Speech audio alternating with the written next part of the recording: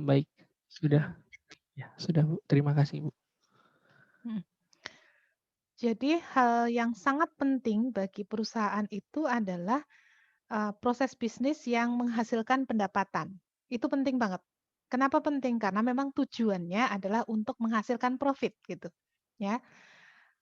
Eee, ini penting sehingga yang sering kali menjadi masalah di dalam akuntansi itu adalah pengakuan pendapatan dan beban-beban. Ya, itu sering digunakan oleh perusahaan untuk melakukan cosmetic accounting, untuk memperbaiki tampilan laporan keuangan gitu ya, supaya laporan keuangan itu menyajikan, apa namanya, kinerja keuangan yang lebih baik, yang diotak-atik itu adalah pengakuan pendapatan dan beban. Ya, ini yang kemudian, sering menimbulkan masalah gitu ya. Kalau kita lihat nanti teman-teman bisa browsing ya, eee misalnya ya, the biggest, eee, accounting fraud in the world gitu ya. Coba deh browsing dengan seperti itu ya. Dia akan me-ranking 10, accounting fraud terbesar di dunia, ya. Ranking 1, 2, 3 sampai 10 itu gitu ya, semuanya melibatkan, fraud ya, kecurangan di bidang pendapatan. Ada yang dengan cara yang sangat, apa namanya, kasar gitu ya, memang di ininya, di transaksi pendapatannya itu diutak-atik gitu ya, atau ada yang melakukan kecurangan dengan cara, eee apa, pendapatan di perusahaan itu dicurangi gitu ya oleh pegawainya. Ada juga yang perusahaan itu sendiri yang sengaja melakukan, eee, kecurangan berupa, penyajian informasi yang tidak tepat gitu. Itu terjadi pendapatan. Kenapa terjadi banyak kecurangan itu? Karena memang pengguna laporan keuangan juga lebih banyak melihat ya, lebih banyak melihat informasi yang menghasilkan income. Informasi yang menghasilkan income itu apa sih? Income statement gitu ya. Income statement itu isinya apa sih? Pendapatan dan beban gitu. Nah, karena kasus-kasus itu dan karena kompleksitasnya pendapatan, transaksi pendapatan, maka kemudian di masa lalu, ya, di masa lalu, standar akuntansi yang mengatur pendapatan ini ada banyak, ya, ada banyak sekali. Sebentar.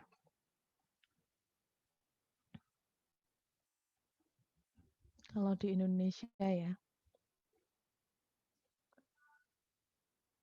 hmm,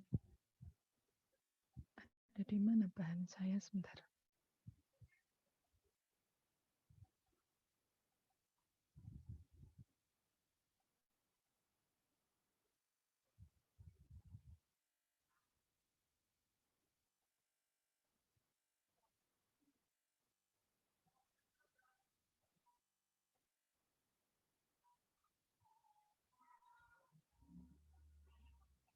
Nah, di Indonesia sebelum 1 Januari 2020 itu, sebelum 1 Januari 2020, ini yang mengatur tentang pendapatan. PSAK 23 ya, tentang pendapatan yang umum dari penjualan, kemudian dari penggunaan aset ya, yang menghasilkan bunga, kemudian pendapatan sewa dan sebagainya gitu ya, itu diatur di PSAK 23. Kemudian PSAK 34 itu mengatur tentang pendapatan dari kontrak konstruksi, kemudian ISAK 10 itu mengatur tentang program loyalitas pelanggan. Jadi kalau ada pendapatan ya yang diperoleh dari program loyalitas dengan pelanggan. Contohnya apa? Misalnya Carrefour,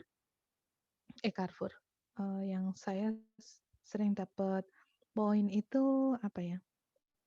Lotte. Itu sering memberikan poin atau stem gitu ya. Kalau kita beli 100.000 kita dapat 1 stem. Nanti 10 stem itu bisa ditukar dengan, apa namanya, tempat makan Lock and Lock gitu. Nah itu namanya program loyalitas pelanggan. Ya itu juga diatur di dalam ISAK 10 Interpretasi Standar Akuntansi Keuangan nomor 10 gitu ya. Kemudian ada ISAK 21 tentang perjanjian konstruksi real estate. Itu juga tentang pendapatan di real estate. Kemudian ISAK 27 pengalihan aset dari pelanggan dan PSAK 44 ya, akuntansi aktivitas pengembangan real estate. Ini berlaku sebelum 1 Januari 2020. Nah, dengan penerbitan PSAK 72 ya, yang nanti akan kita bahas isinya gitu ya, atau IFRS 15 ya, di internasional IFRS 15 berlaku 1 Januari 2018, di kita PSAK 72 yang berlaku di 1 Januari 2020 gitu ya, maka standar yang lain ini menjadi tidak berlaku. Hanya satu standar saja gitu. Jadi enak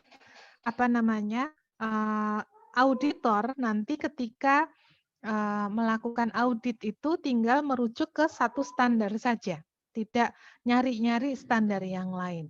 Nah, ada sesuatu aturan yang melingkupi banyak hal itu. Biasanya yang diatur itu hal-hal yang pokok saja. Nah, ini juga sama di PSAK 72 atau IFRS 15 ini yang diatur itu adalah hal-hal yang pokok. Nah, hal-hal pokok apa saja yang diatur di dalamnya? Yang pertama adalah untuk dapat mengakui pendapatan itu, kita harus menganalisis 5 hal nanti. Ada 5 tahap yang harus kita lakukan, gitu ya.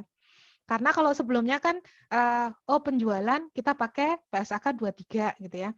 Oh ini kontrak konstruksi kita pakai ISAK berapa gitu ya. Oh ini tentang real estate untuk perjanjiannya kita merujuk ke PSK 44 misalnya gitu. Jadi kalau sebelumnya itu masing-masing itu diatur sendiri-sendiri gitu. Nah, kalau sekarang tidak. Ya, sekarang tidak.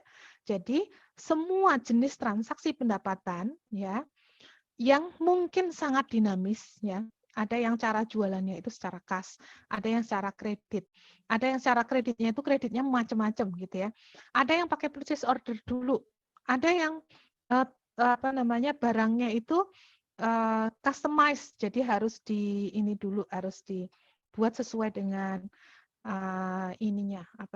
sesuai dengan permintaan dari pelanggan dulu dan sebagainya gitu ya. Sehingga kemudian dari transaksi pendapatan yang sangat banyak itu kita mau berlakukan ya standar akuntansi yang melingkupi semuanya. Makanya kita harus analisis dulu. Nanti ada 5 tahap analisis ya. Tahap pertama adalah mengidentifikasi kontrak ya. Tahap yang kedua adalah mengidentifikasi kewajiban di dalam kontrak tersebut ada berapa kewajiban. Apakah ada satu kewajiban saja ya? Apakah ada beberapa kewajiban yang ada di dalam satu kontrak itu sehingga nanti kita harus akui pendapatannya itu secara terpisah gitu. Kemudian yang keempat adalah mengukur nilai kontraknya itu berapa. Karena kita mengukur nilai itu nggak bisa hanya dari nilai nominal saja. Misalnya kontrak itu nilai nominalnya 5 juta, tetapi 5 juta itu bisa dibayar secara bertahap, setiap tahapnya 1 juta. 1 juta setiap misalnya 3 bulan. Nah, jadi nilai kontraknya itu berapa gitu ya. Karena ini melibatkan time value of money, kita harus hitung present value-nya misalnya. Atau bahkan ada yang harganya itu variabel ya. Kalau dibayar tanggal sekian maka harganya sekian. Kalau dibayar tanggal sekian jumlahnya sekian gitu. Atau ada pengenaan penalti atau ada yang diberikan reward. Saya pengen bikin rumah ya di kontraknya setahun. Tapi kalau selesai lebih cepat, saya akan nambah sekian. Gitu. Berarti kan ada reward gitu ya. Dan sebagainya. Jadi pengukuran harga ini penting. Kemudian yang keempat adalah mengalokasikan harga di sini ke kewajiban. Jadi kalau kewajibannya itu ada lebih dari satu, berarti harga harus dialokasikan gitu ya. Harga harus dialokasikan. Teman-teman sudah paham benar bagaimana mengalokasikan harga. Pasti menggunakan fair value, nilai wajar ya. Seperti kemarin kalau ada penjualan instrumen keuangan secara lamsam ya, ada beberapa instrumen dijual secara lamsam secara gabungan, maka kita harus mengalokasikan dengan nilai wajar masing-masing gitu ya. Itu sama juga berlaku di sini nanti. Kemudian baru tahapan kelima adalah pengakuan pendapatan. Nah, di identifikasi kontrak ini ya, ada variasinya. Mungkin ada modifikasi kontrak. Ya. Ada juga penggabungan kontrak. Ya, ada penggabungan kontrak, ada modifikasi kontrak. Ya, nanti kita bahas di modifikasi kontrak. Serta nanti mungkin kita bahas sedikit tentang biaya dari kontraknya. Jadi untuk menyelesaikan kewajiban di dalam kontrak itu kita perlu mengeluarkan biaya-biaya. Ya, biayanya apa saja dan bagaimana pengakuannya. Ini kita bahas di sini. Baik. Karena ini sifatnya konseptual, silahkan kalau ada yang mau didiskusikan, boleh diinterupsi ya, daripada nanti kalau ditunda suka lupa gitu ya. Yang pertama adalah mengidentifikasi kontrak. Oke. Apa yang dimaksud dengan kontrak? Oke, sebentar.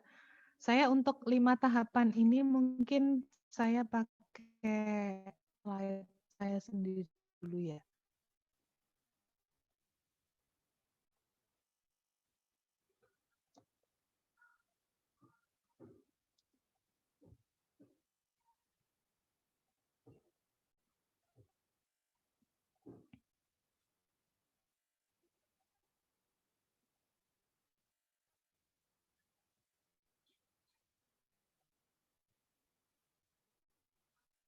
Tahapan yang pertama adalah mengidentifikasi kontrak.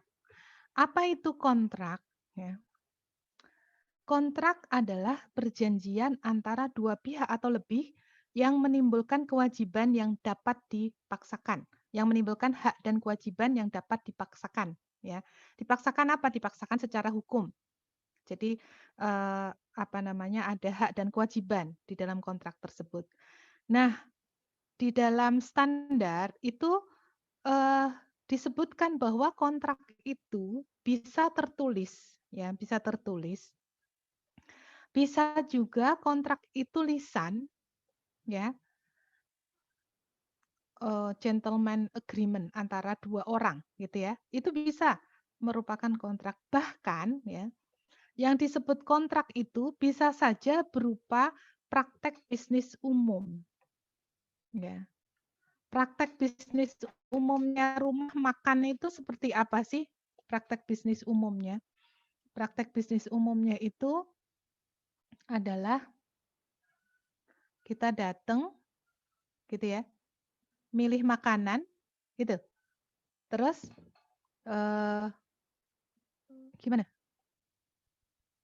Terus disediakan makanannya, terus kita makan, kita bayar. Ya nggak? Ya, Bu. Nah, kalau ke mana ya waktu itu ya saya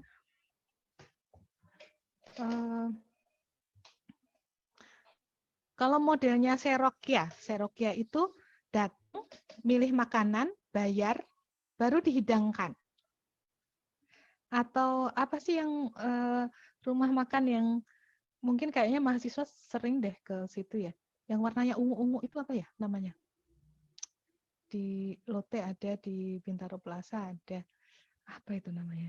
Di Ion juga ada. Di mana-mana ada deh rumah makan itu yang warna ungu-ungu. Solaria, Bu. Oh ya, Solaria. Solaria. Solaria juga sama seperti itu ya. Kita datang milih makanan, bayar, baru makanannya disajikan gitu ya. Nah, itu yang dimaksud praktek bisnis umum. Oh, saya lupa. Yang umum saja retail ya. Bisnis retail. Indomart itu kita tahu praktek bisnis umumnya itu kayak apa gitu. Kita datang ngambil barang terus bayar di kasir keluar gitu ya. Nah, itu bisa merupakan kontrak. Ya.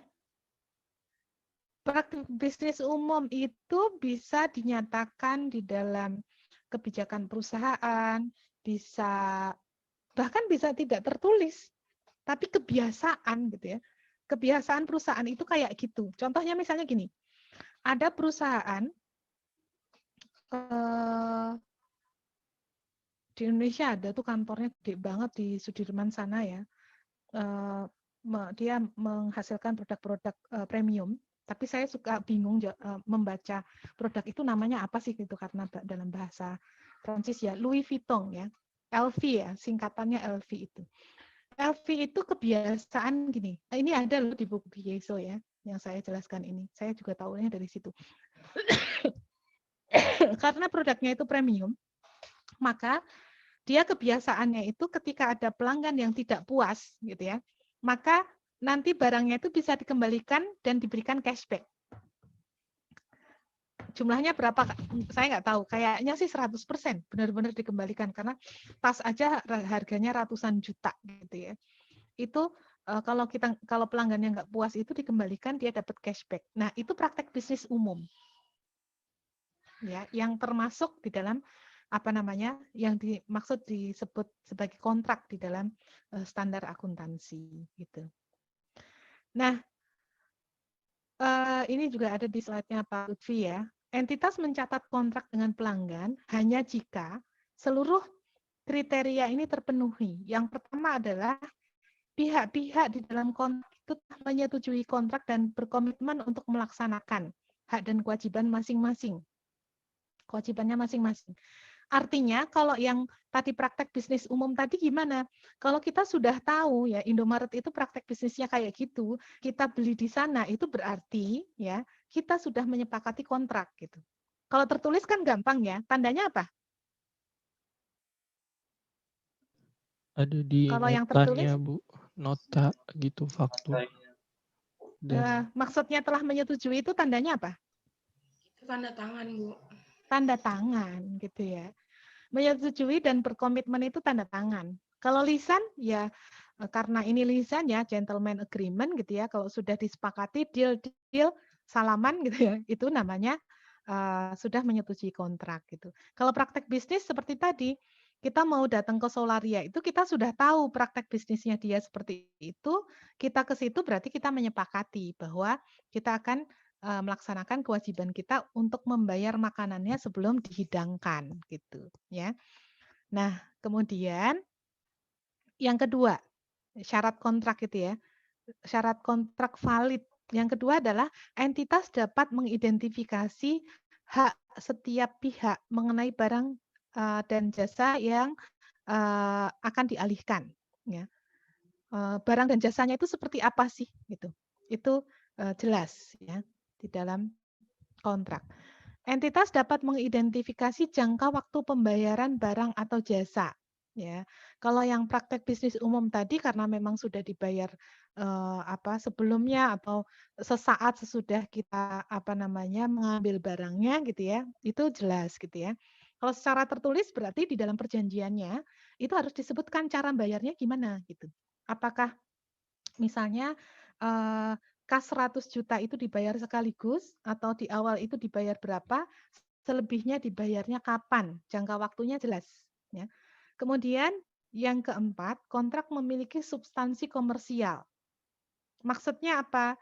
Masing-masing pihak di dalam kontrak tersebut akan berubah cash flow-nya akibat dari kontrak itu.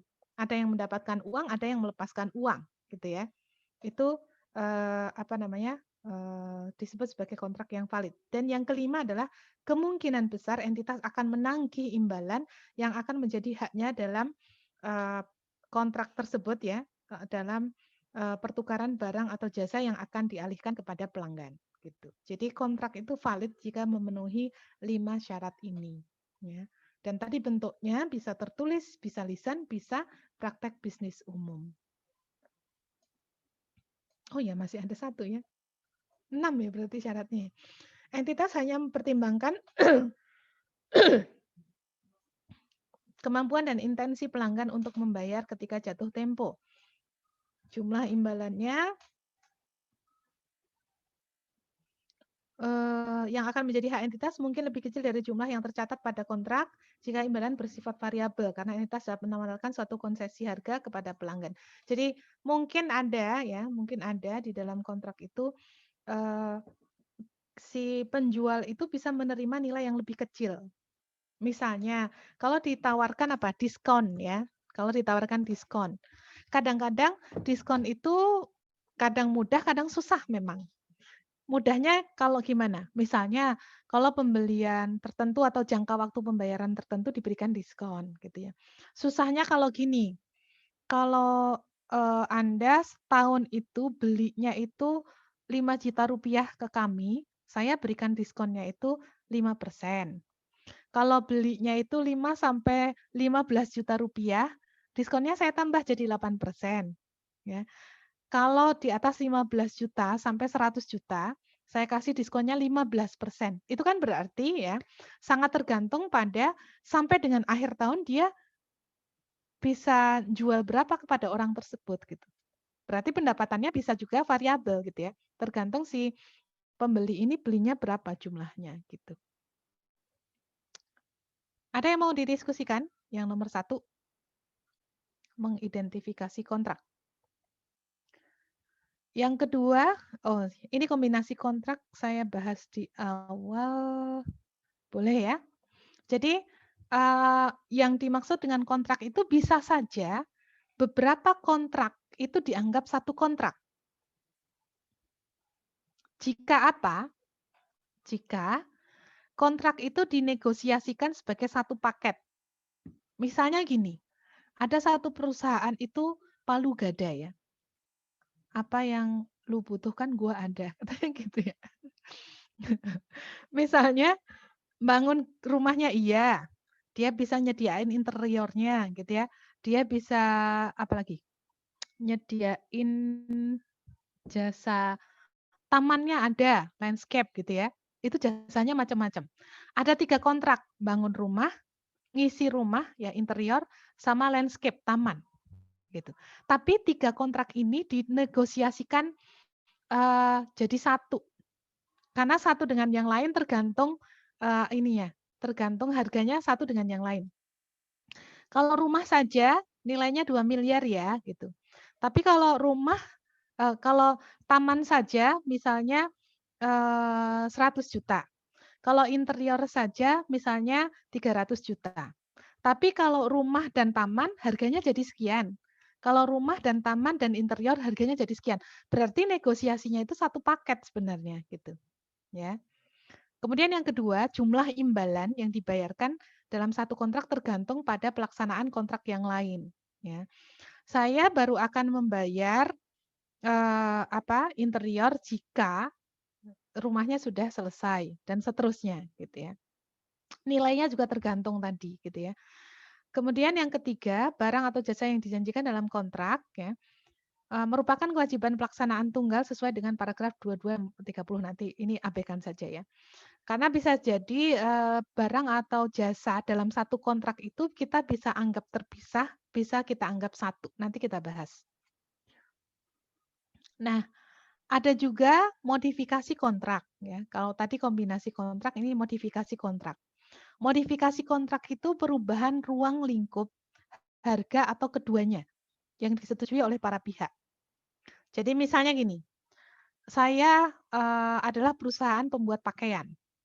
Kemudian dengan pelanggan A itu sudah ada kontrak saya akan menghasilkan 1000 potong kemeja kepada pelanggan tersebut. Gitu ya. Terus 200 potong kemeja sudah saya kirimkan. Berarti tinggal 800 kan? Ya, tinggal 800 kemeja gitu. Nah, si pelanggannya ternyata melihat, oh kemeja ini kayaknya laku banget nih. Saya nambah deh. Jangan cuma 1000 tapi 1500. Gitu ya. Berarti itu perubahan ruang lingkup. Ya. Karena 1.500 harganya per item tadinya 100.000, karena pesannya lebih banyak, maka harganya berubah. Berarti ada perubahan harga. Itu modifikasi kontrak. Ya. Atau bisa juga gini, kemeja ternyata nggak begitu laku deh. Yang laku itu adalah celana panjang. Yang tadinya saya pesen kemejanya itu 1.000 gitu ya. Sekarang saya ubah deh kemejanya jadi 500 saja, celananya 500. Berarti itu perubahan ruang lingkup ya. Harganya juga pasti berubah karena barangnya berbeda gitu ya. Nah, akuntansinya bagaimana? Bisa terpisah, bisa juga tidak terpisah, tergantung karakter dan harga barang atau jasa yang ditambahkan ya. Seperti misalnya tadi saya contohkan ini kemeja sama sepatu kalau di sini ya. Ekstrim biar ekstrim katanya contohnya. Atau harganya juga berubah. Kalau harganya itu mencerminkan harga tambahannya itu, ini kalau sepatu kan jelas harganya beda dengan celana gitu ya. Berarti ini kontraknya ini dianggap kontrak yang terpisah, kontrak modifikasinya tersebut gitu. Nah, ini saya bahas nanti di slide-nya Pak Lutfi ada. Kemudian yang tahapan yang kedua, yaitu mengidentifikasi di dalam satu kontrak itu ada berapa kewajiban pelaksanaan. Kalau di bukunya Kieso bahasanya adalah performance obligation, ya.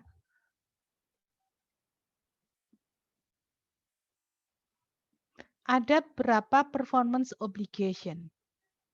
Apa sih performance obligation itu?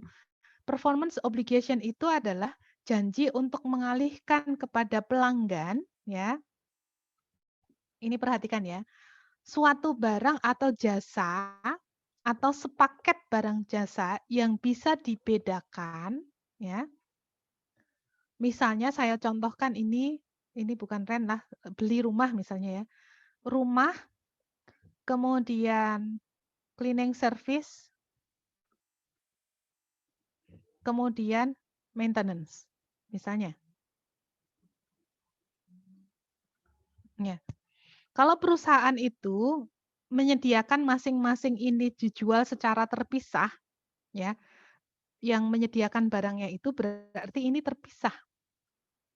Tapi kalau ini saya jual rumah nih, setiap jual rumah itu saya memberikan jasa maintenance 2 tahun pertama. Mau dipakai atau enggak, pokoknya sudah paket itu. Berarti itu satu, gitu ya.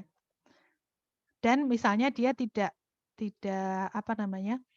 tidak menjual itu secara terpisah, bisa jadi satu. Tapi nanti harus kita analisis ya, harus kita analisis apakah ini bisa dibedakan jadi satu atau enggak. Atau ya kewajiban pelaksanaan itu ya kita mengalihkan serangkaian barang atau jasa yang bersifat dapat dibedakan secara substansial ya bersifat dapat dibedakan yang secara substansial sama dan memiliki pola pengalihan yang sama. Bisa dibedakan satu dengan yang lain, tapi substansinya sama. Contohnya apa?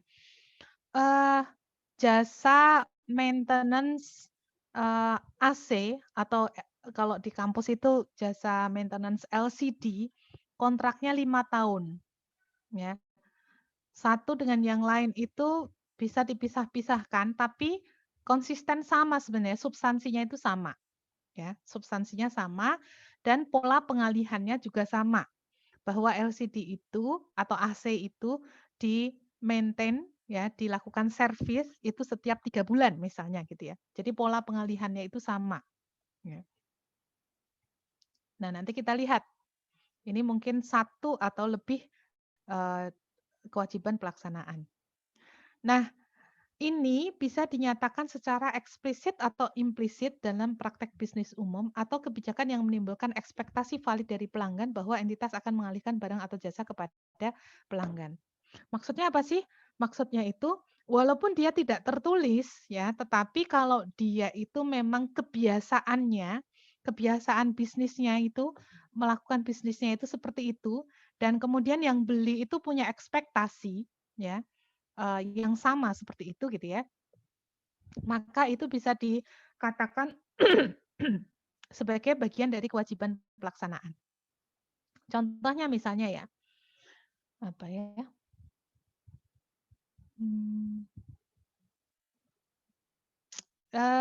Kalau kita beli barang di Indomaret lagi deh, itu kita akan diberikan wadah berupa plastik. Ya. Itu enggak ditulis tuh di ini kebijakan perusahaannya gitu ya. Tapi menimbulkan ekspektasi kalau kita belanja ke situ pasti dapat plastik gitu ya. Itu namanya apa namanya? Tidak dinyatakan secara eksplisit tapi implisit gitu. Ya, ada hal-hal yang lain yang mungkin teman-teman ini. Atau misalnya kalau beli bensin di apa namanya? Shell, ya. Kalau beli bensin di Shell itu saya akan ditawarkan, Bu, kaca mobilnya mau dibersihkan atau tidak. Itu dilakukan secara konsisten, ya. Saya nggak tahu sih, sepertinya tidak tertulis ya kalau di setiap apa namanya pom bensinnya Shell itu bahwa kalau kita beli bensin itu akan diberikan jasa kaca dibersihkan itu enggak, sepertinya sih tidak tertulis. Tapi karena dia konsisten melakukan itu, maka timbul ekspektasi gitu ya. Misalnya saya kalau kacanya ya, beli bensinnya di Shell aja deh biar dibersihin kacanya gitu ya. Itu namanya ekspektasi yang valid meskipun itu tidak tertulis gitu ya. Jadi itu akhirnya menjadi kewajiban pelaksanaan bagi Shell untuk menyediakan jasa ngelapin kaca mobil ya. Tapi biasanya sih penawaran ya, penawaran. Tapi tetap bagi dia menjadi kewajiban pelaksanaan. Nah, bagi Shell itu terpisah atau enggak? Nah, dia kan tidak menyediakan jasa membersihkan mobil secara terpisah gitu ya. Jadi itu merupakan bagian dari kewajiban apa namanya? Penyediaan jasa yang tidak terpisah dari penjualan bahan bakar. Gitu. Nah, saya akan bahas nanti ada contoh ya yang saya akan bahas ulang ini sebenarnya ya. Barang atau jasa dapat bersifat dibedakan itu jika gitu ya, pelanggan memperoleh manfaat dari barang atau jasa itu, baik barang atau jasa itu sendiri atau bersama dengan sumber daya lain yang siap tersedia kepada pelanggan. Ya. Dan yang kedua, janji entitas untuk mengalihkan barang atau jasa kepada pelanggan itu dapat diidentifikasi secara terpisah dari janji lain dalam kontrak. Itu berarti bisa dibedakan. Maksudnya gini, maksudnya. Perhatikan bedanya ya, perhatikan bedanya. Saya beli AC dari Electronic City. Saya beli AC dari Electronic City. Standarnya Electronic City adalah kalau beli AC itu sudah termasuk di dalamnya disediakan apa namanya ya, kabel atau selang gitu ya. Kabel atau selang lah apa namanya itu ya, 10 meter. Ya, 10 meter. Kemudian pemasangan. Pengantaran terus pemasangan pastinya ya. Diantar, dipasang. Itu sudah satu paket. Sudah satu paket. Meskipun dia tidak menyediakan jasa pemasangan secara terpisah. Jadi kalau misalnya saya beli dari AC dari tempat lain, terus saya minta dipasangkan di Electronic City, nggak bisa. Dia hanya memberikan layanan itu hanya jika kalau AC-nya beli di situ, gitu ya. Nah, ini sebenarnya terpisah atau jadi satu sih? Nah, kita analisis ya. Kita bisa pelanggan bisa memperoleh manfaat dari AC itu sendiri kah? Tidak, belum terpasang itu belum bisa bermanfaat itu, gitu ya. Tapi ada sih manfaatnya. Kalau kita jual lagi kan bisa gitu ya. Bisa ya. Bisa. Atau jasa yang sebenarnya gitu ya, bahwa AC itu bisa memberikan manfaat mendinginkan ruangan. Itu mohon maaf nih di depan saya jendela. Anginnya besar. AC itu gitu ya, baru bisa berfungsi dengan baik kalau terpasang. Gitu ya. Tapi jasa pemasangannya apakah harus dari Electronic City? Kalau menurut teman-teman bisa nggak kalau misalnya nih di Electronic City bilang, Bu, saya bisa masangin karena memang sudah satu paket, tapi baru bisa 5 hari kemudian. karena jadwalnya padat. Ya. Padahal misalnya saya ada keperluan, saudara saya besok mau datang nih. Jadi AC harus terpasang hari ini. Terus saya bilang ke Electronic City, nggak usah deh, saya nyari ini aja, jasa pemasangan AC yang di dekat rumah bisa hari ini. Berarti ya, AC itu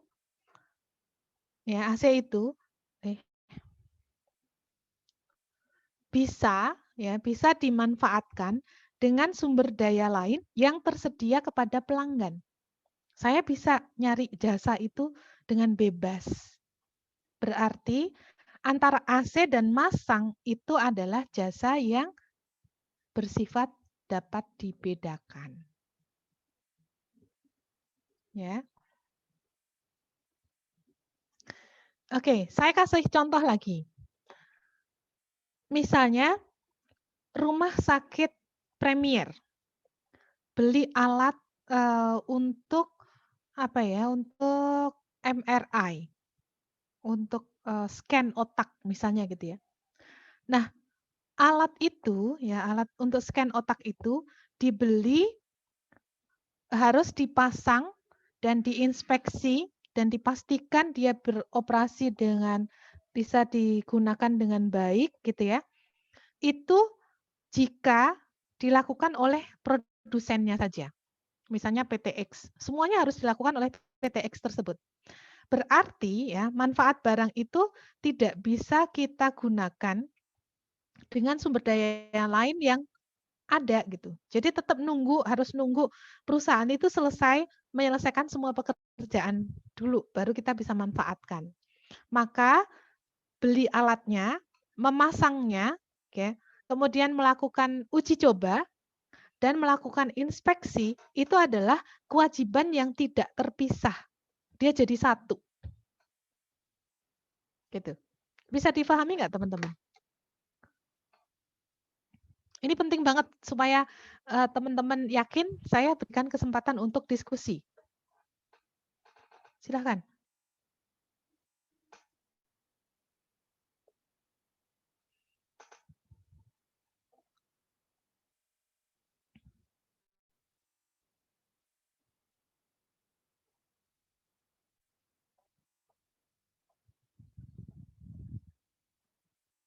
Ayo, sudah paham betul belum kalau terpisah tidak terpisahnya atau dapat dibedakan tidak dapat dibedakan? Karena itu harus difahami betul ya.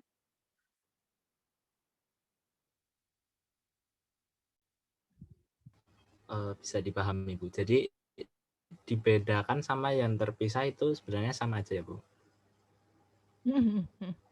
Bahasanya ya, dibedakan atau terpisah gitu ya. Oh iya. Itu sama aja. Cuma pemakaian diksi aja ya Bu ya.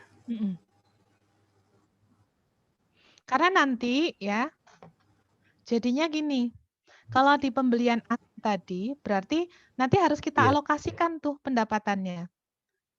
Barangnya, jasa pasang, bahkan jangan-jangan jasa kirim juga beda ya. Jasa pasang, mungkin misalnya jasa maintenance. Misalnya ya. Tapi kalau yang alat MRI tadi, itu yang bisa dipisahkan adalah misalnya ini contohnya.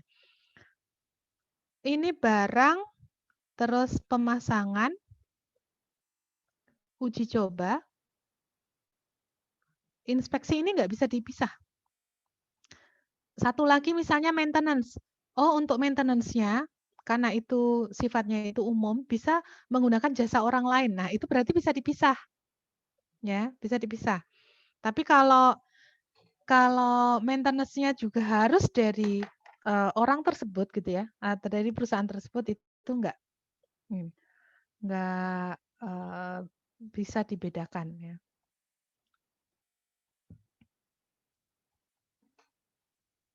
Oke, lanjut ya. Nanti kita kasih contoh yang kopi dan donat, kopi dan bagel ya, dicontoh di Geso ya.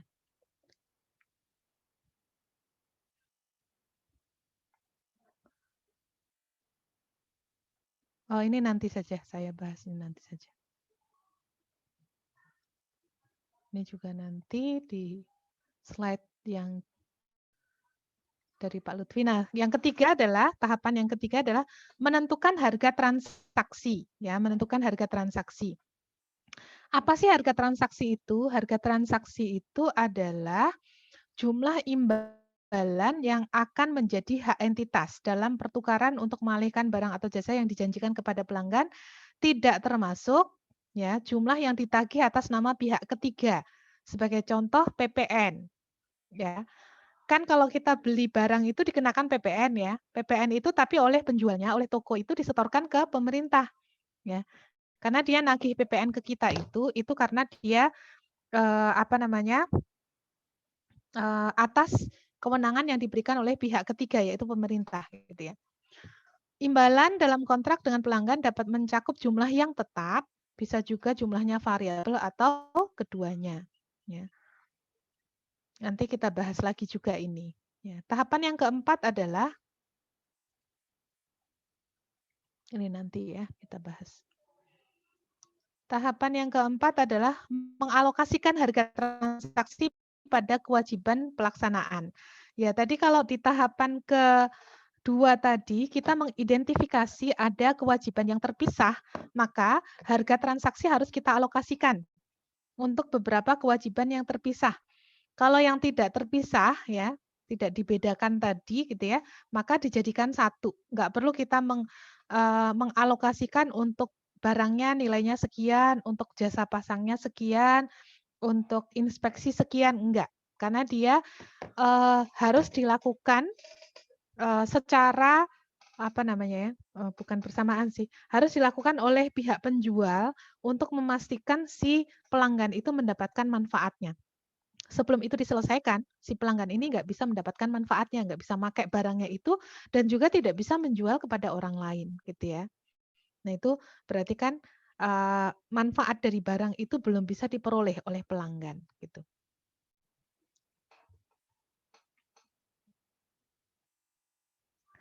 Nah untuk memenuhi tujuan alokasi, entitas mengalokasikan harga transaksi dengan apa? Dengan cara membandingkan relative standalone price. Ya, relative standalone price. Kalau si perusahaan itu memang menjual barang atau jasanya itu secara terpisah. Jadi gini, kalau saya toko AC, ya toko AC, tapi saya juga punya jasa servis, ya jasa servis AC. Anda beli AC dari saya tanpa menggunakan jasa pemasangan, tanpa menggunakan jasa servis bisa. Atau jasa servis saja bisa, gitu ya. Berarti saya punya harga untuk masing-masing kan? Berarti mudah. Kalau saya menjual secara gabungan, kalau beli AC di sini sampai terpasang loh, gitu ya.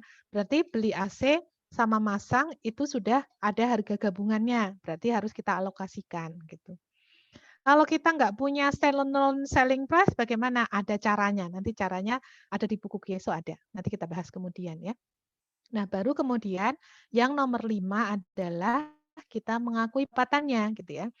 Kapan pengakuan pendapatannya itu? Pengakuan pendapatan itu baru bisa dilakukan setelah kewajiban pelaksanaan yang kita identifikasi di nomor 2 tadi, ya, itu sudah selesai. Ya. Kalau tadi misalnya tahapan yang bisa dipisahkan itu adalah AC-nya doang, itu bisa. Berarti boleh tuh diakui pendapatan. Masangnya saja, sudah berarti ketika pemasangannya sudah diselesaikan, boleh diakui pendapatannya. Terus jasa servis, itu juga bisa dipisahkan dari jasa yang lain gitu ya, dapat dibedakan dari jasa yang lain, maka jasa servisnya juga bisa diakui pendapatannya setelah kewajibannya dilaksanakan. Jadi misalnya ini, jasa servis AC-nya itu 3 tahun pertama. 3 tahun pertama setiap 3 bulan. Berarti kalau sudah menyelesaikan satu kewajiban, kalau 3 tahun setiap 3 bulan itu berarti dalam 3 tahun itu berapa kali pemberian jasa? 4 kali 3, 12 ya. Berarti kalau 1 kali berarti 1/12 dikalikan total nilai untuk jasa maintenance-nya berapa gitu. Ya. Itu pengakuan pendapatannya. Yang lain nanti saya kembali ke slide yang dari Pak Lutfi ya. Nah ini ya. Tadi ya ada, kalau di sini sih ada 5 ya, di slide-nya Kieso itu ada 5. Yang ke-6 tadi standar di PSAK 72 itu tambahan berarti. Kemudian yang tadi ya, yang kedua, performance obligation dapat dibedakan atau dapat dipisahkan ya. Itu kalau dijual secara terpisah, memberikan manfaat secara terpisah. Dan sifatnya itu independen, tidak saling tergantung. Kalau yang tadi saya contohkan MRI tadi, saling tergantung itu. Ya. Satu dengan yang lain itu sangat dependent gitu ya, dependent, saling tergantung. Dia tidak bisa memanfaatkan barang itu sebelum mendapatkan jasa-jasa yang lainnya. Kemudian menentukan harga transaksi, bisa imbalannya itu variabel, bisa melibatkan time value of money, berarti nanti kita present value kan gitu ya. Bisa juga imbalannya non-cash ya. Bisa ya kita menjual barang tapi nanti bayarnya itu kita dapat barang juga gitu. Bisa saja gitu ya. Bisa saja dalam satu perjanjian seperti itu. Ya. Atau bahkan bisa menimbulkan utang imbalan kepada pelanggan. Contohnya seperti tadi yang saya contohkan, kalau belanja di Lotte itu saya dapat poin. Nah, poin itu nanti bisa ditukar dengan barang tertentu gitu. Ya. Berarti itu saya membeli barang di sana senilai per 100.000 dapat 1 stempel itu menimbulkan kewajiban bagi Lotte untuk menyerahkan barang atau jasa di masa yang akan datang. Gitu. Jadi menimbulkan utang imbalan kepada pelanggan. Kemudian yang tahapan keempat tadi adalah mengalokasikan harga ke setiap kewajiban, ya, ke setiap performance obligation, dan yang kelima adalah mengakui pendapatan ketika kewajiban telah dilakukan. Nah, kapan ini bisa diakui ya? Jika gitu ya, perusahaan menganggap kewajiban itu terpenuhi jika sudah ada pengalihan pengendalian aset. Ya, pengalihan pengendalian aset. Tanda-tandanya apa indikasinya? Yang pertama adalah perusahaan memiliki hak pembayaran atas aset tersebut. Kemudian yang kedua, perusahaan telah mengalihkan hak hukum atas aset tersebut. Legal title-nya itu sudah diserahkan. Ya. Karena ada perusahaan yang menyerahkan manfaat ekonomi itu tanpa menyerahkan legal title. Contohnya apa? Jual rumah. Jual rumah itu manfaat ekonominya sudah diserahkan, kalau jualan rumah secara kredit ya, tetapi sertifikatnya masih ditahan gitu. Jadi legal title-nya itu belum diserahkan kepada pelanggannya. Kalau penyerahan legal title sudah, tapi penyerahan barangnya sudah, mungkin juga gitu ya, mungkin juga terjadi seperti itu. Kemudian perusahaan telah mentransfer kepemilikan fisik atas aset. Penguasaan fisik atas asetnya itu sudah dialihkan. Seperti rumah tadi ya, penguasaan fisiknya sudah dialihkan meskipun legal title-nya belum. Kemudian yang keempat, pelanggan memiliki resiko dan manfaat kepemilikan yang signifikan. Dan yang kelima, pelanggan telah menerima asetnya. Itu indikator bahwa dia telah mengalihkan barang atau jasa itu kepada pelanggan. Baik, ini contoh ini diambil dari bukunya Kieso ya. Ada seorang karyawan yang membeli kopi, ya, yang ada seorang pemuda gitu ya, yang membeli kopi dari Doni Cafe. Doni Cafe ini menawarkan kepada pelanggan potongan harga $2 untuk secangkir besar kopi. Kok langsung ke sini ya? Nggak apa-apa deh. Harga normalnya 3 ya, harga normalnya $3. Jika pelanggan membeli 1 kotak donat crispy yang biasanya dijual seharga 12. Jadi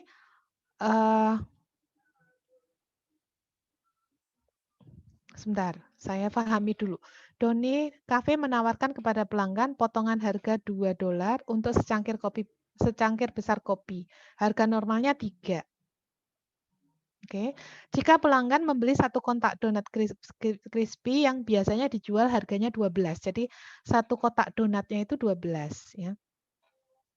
Ada 1 pelanggan yang membeli 1 kotak donat crispy dan secangkir besar kopi. Jadi ini intinya adalah terutama dalam hal penentuan harganya itu berapa gitu ya. Yang pertama adalah 5 kriteria kontrak telah terpenuhi ya, telah terjadi kontrak antara Doni Cafe dan pelanggan. Pelanggan sudah tahu proses bisnisnya bagaimana dan sebagainya gitu ya. Jadi anggap yang 5 kriteria tadi setelah terpenuhi. Kemudian kewajiban Doni yang bisa kita identifikasi adalah menyediakan kopi dan 1 kotak donat. Harga total harga transaksinya adalah 13 ya. 1 untuk kopi dan 12 donat. Ya. Harga normal kopinya adalah 3. Maka gitu ya, ketika mengalokasikan harga itu, kita lihat standalone selling price-nya. Standalone selling price-nya donat 12, kopinya 3. Jadi total 15. Sehingga kalau dibeli dengan cara tadi lamsam gitu ya, kopi dan donat harganya jadi 13 gitu ya. Maka alokasinya adalah 12 per 15 untuk donat ya, dikalikan 13 dan 3/15 untuk kopi ya, dikalikan 13 jadi totalnya adalah untuk donat nilainya 10,4, untuk kopi 2,6. Jadi total 13. Jadi bukan kita menghargai kopi 1 donat 12, enggak ya. Alokasinya adalah berdasarkan standalone selling price. Meskipun diskonnya kan diberikan untuk kopi gitu ya, tapi kan syaratnya adalah donat gitu. Bisa dipahami? Karena kalau hanya beli kopi sendiri tetap 3.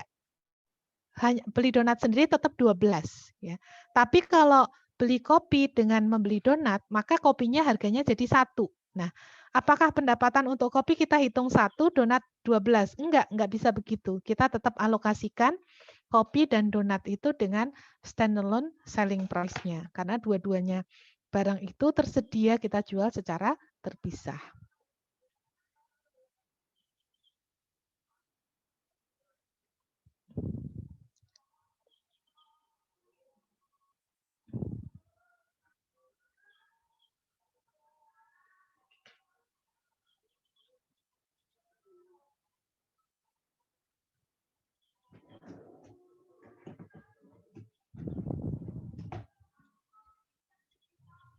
Izin bertanya, Bu. Ya, silahkan. Itu yang di poin 3 kenapa 1 ya, Bu? 1 kopi. Ya Yang ini, Mbak. masukkan. Ini.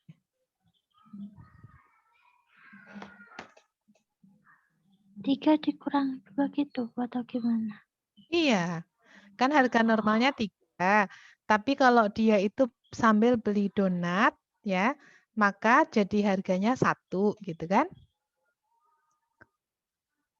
Baik, Bu. Terima kasih, Bu.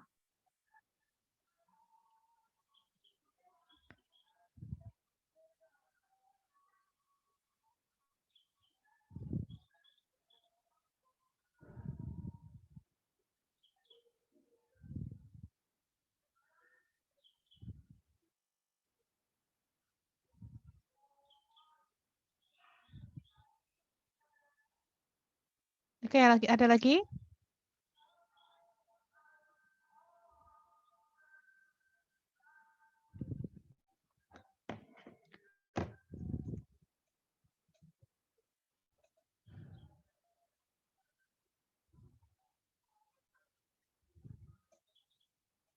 Ini alokasi harganya ya.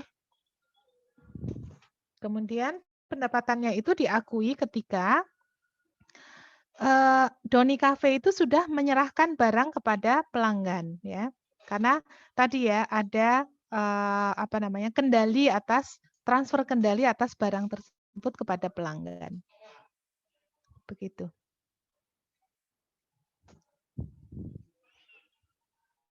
Oke, kita bahas soal exercise 18-13 ya. Pada tanggal Mei 2020, Arena menandatangani kontrak untuk mengirimkan 1 mesin pemotong rumput kepada PT Juara.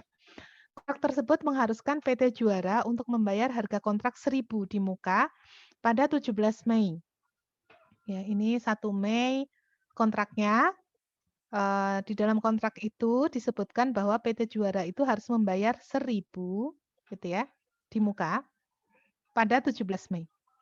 Membayar PT Arena 17 Mei dan PT Arena mengantarkan mesin dengan kosnya 675 itu pada tanggal 28 Mei. Ya. Nah, kapan pendapatan itu bisa diakui gitu ya? Yang pertama, mengidentifikasi kontraknya jelas ya pada 1 Mei.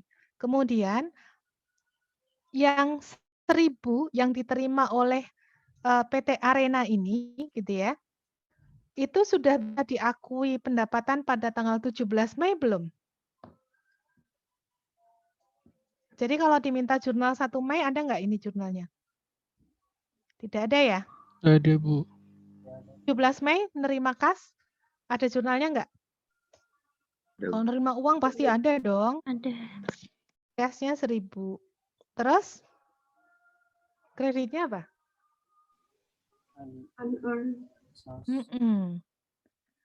Dia belum bisa diakui sebagai pendapatan unearned revenue sebesar 1.000. Kenapa? Karena kewajiban pelaksanaannya itu belum terjadi. Ya. 17 Mei. Kemudian 28 Mei dia mengantar mesin pemotong rumput itu yang kosnya itu 675. Berarti tanggal 28 Mei diakui unearned revenue pada sales revenue sebesar 1.000 gitu ya. Kemudian diakui juga cost of goods sold pada inventory sebesar 675.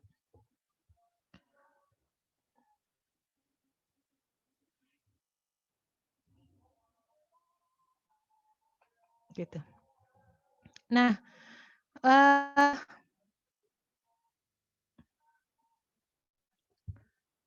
ini yang tadi sudah dibahas di awal ya. Ini syarat kontrak valid ya. Yang pertama adalah dapat dipaksakan, para pihak telah menyetujui berkomitmen untuk melaksanakan kewajiban, hak setiap pihak atas barang atau jasa yang akan dialihkan dan imbalan dapat diidentifikasi, memiliki substansi komersial dan kemungkinan besar bahwa entitas dapat menagih imbalan tersebut.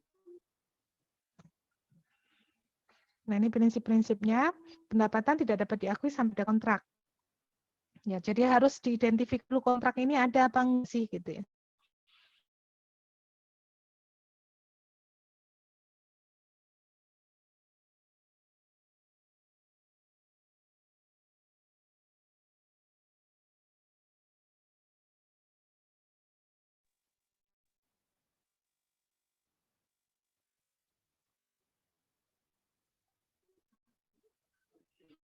Maaf, saya tadi terputus sebentar ya. Kemudian perusahaan memperoleh hak untuk menerima imbalan dan memiliki kewenangan untuk mentransfer barang dan jasa. Kemudian hak dan kewajiban kinerja menimbulkan aset bersih atau kewajiban bersih. Jadi nanti akan ada pendekatannya itu apa ya namanya? Kontrak aset, kontrak aset sama kontrak liability.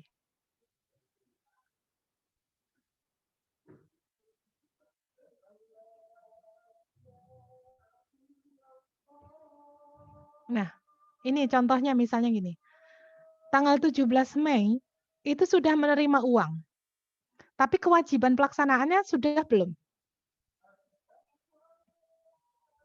Belum dikerjakan ya. Berarti ini posisinya adalah kontrak liability, kewajiban kontrak.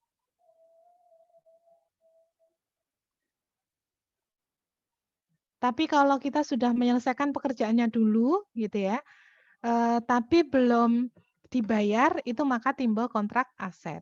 Ya, karena kita sudah punya hak tagih, tapi belum mendapatkan pembayaran. Gitu. Nah ini dibahas lagi ya, mengidentifikasi kewajiban. Kewajiban terpisah atau dapat dibedakan ya dijual secara terpisah dan memberikan manfaat, sifatnya itu tidak saling tergantung, ya, tidak saling tergantung.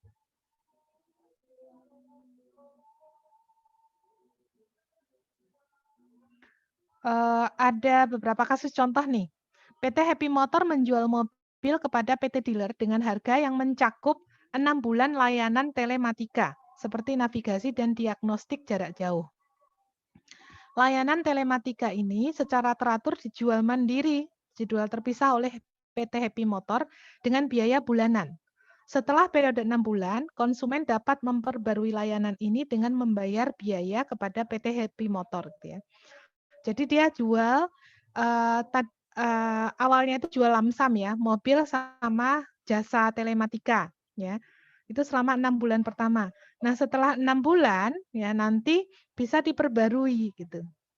Bisa diperbarui dengan membayar biaya tambahan. Nah, berarti dua barang yang dijual. Karena apa? Karena antara mobil dan jasa telematika itu tidak saling tergantung, ya.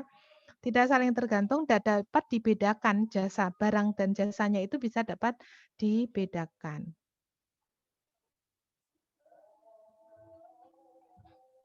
Kasus yang kedua, PT Oke atau Oke ini ya, Oke lah ya.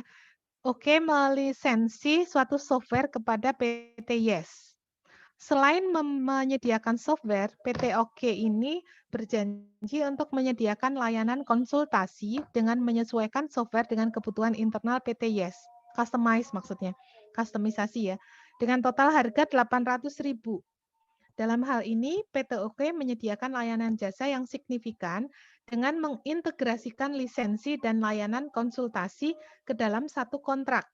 Selain itu, software disesuaikan secara signifikan oleh PT Oke sesuai dengan spesifikasi yang dinegosiasikan oleh PT Yes. Ya. Nah, ini dia customize nih antara menyediakan software dengan jasa konsultasinya. Kenapa? Karena ini sifatnya itu sangat personal gitu ya, karena kustomisasi gitu ya. Maka ini tidak bisa dilakukan secara terpisah. Misalnya, softwarenya dari PT Oke, kemudian konsultasinya dengan PT, ini kan dengan PT Yes ya, PT No gitu ya. Itu nggak bisa. Semuanya harus dengan PT Yes. Maka ini adalah satu kewajiban yang tidak dipisahkan, yang tidak dipisahkan gitu. Oke, ada yang mau didiskusikan? Silahkan.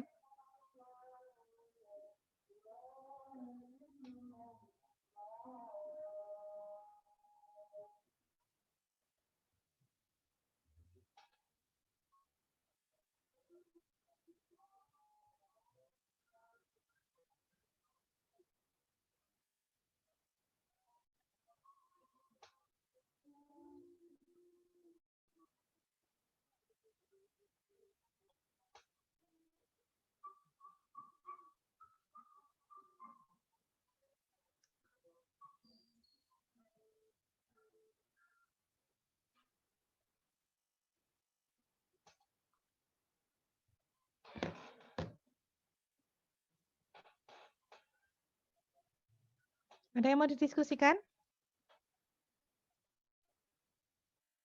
Silahkan.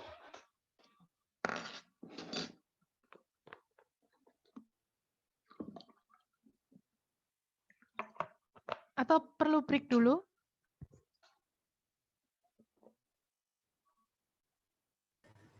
Boleh Bu kalau Ibu berkenan. Kita break dulu ya. Berapa menit? 10 menit. Ya. Boleh Bu. Sebelum Break dulu ya. Saya ya juga Bu, mau ke baik Bu. toilet dulu sebentar ya. Terima kasih Bu. Lanjutkan ya.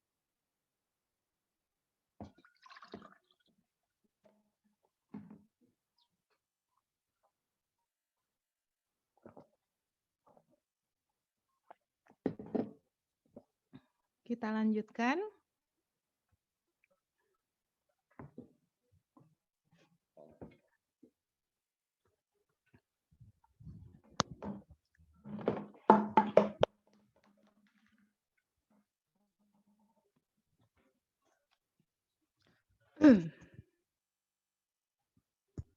Tentang bagaimana menentukan harga transaksinya ya.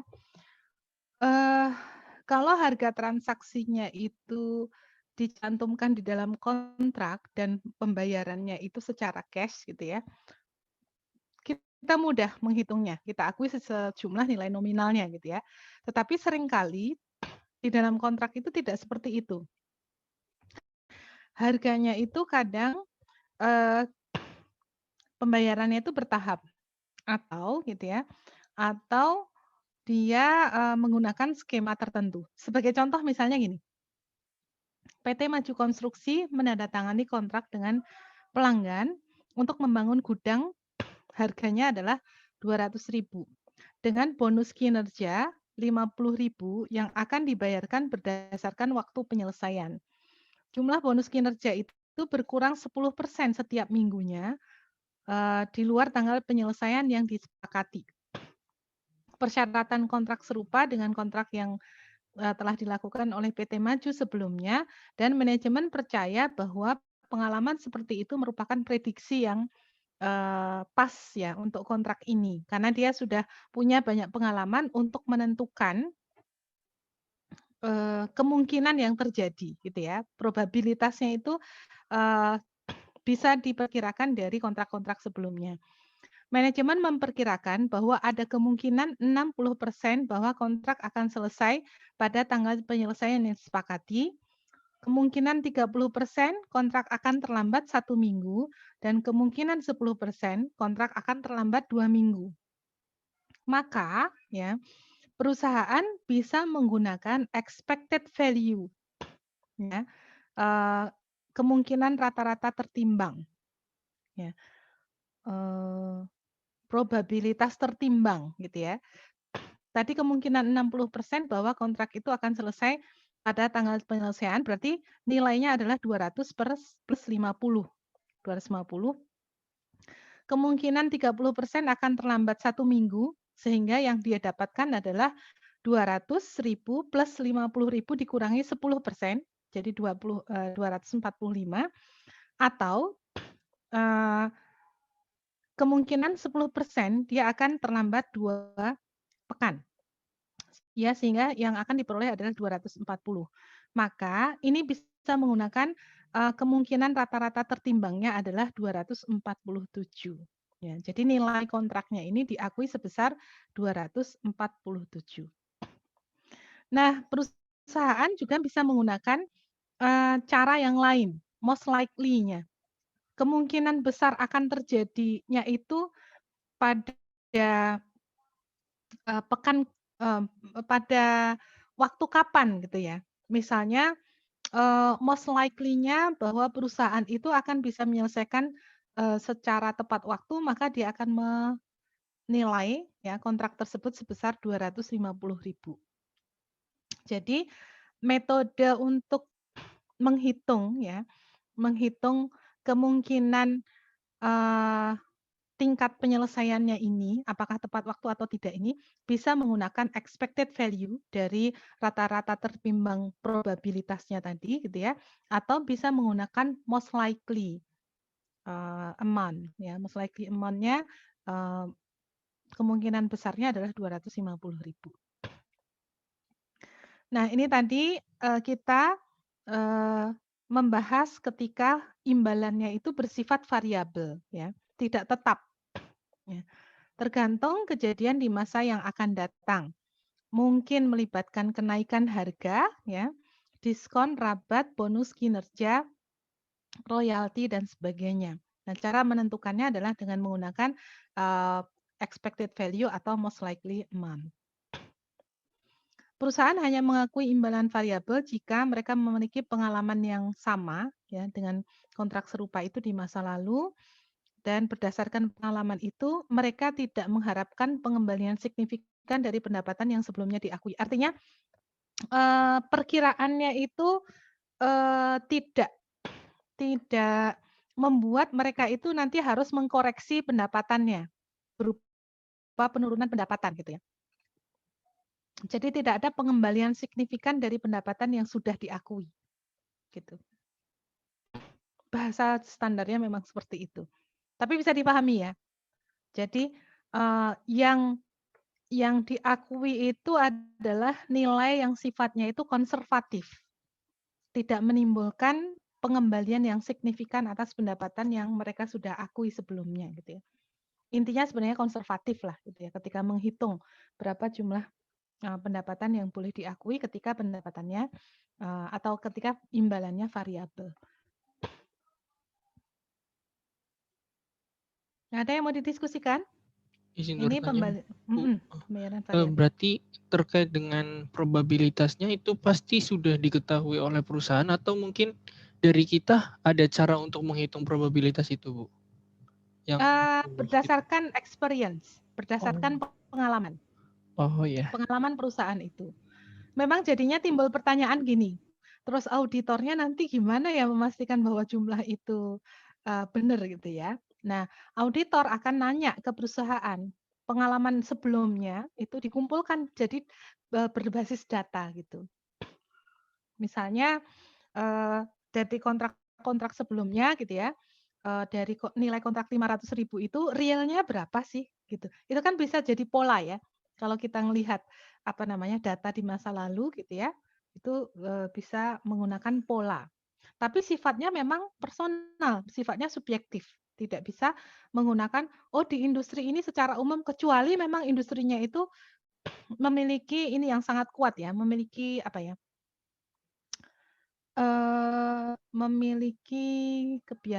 memiliki aturan-aturan bersama yang diikuti gitu.